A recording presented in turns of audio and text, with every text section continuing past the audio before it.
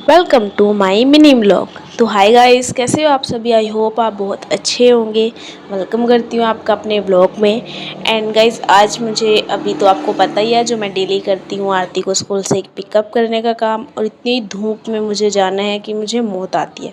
And आज मेरा parcel आया था जिसको मैंने ओपन किया एंड उसमें से बहुत प्यारी प्यारी राखीज़ मुझे रिसीव हुई। एंड आपको तो पता ही है कल संडे है और मेरी क्लास है। एंड कल हरियाली तेज भी है, तो इसलिए ना कल का जो थीम है वो ग्रीन कलर है। तो मेरे पास में ड्रेस तो है ही है, लेकिन मेरे पास में ना कुछ मतलब रबर बैंड नहीं है ऐसा।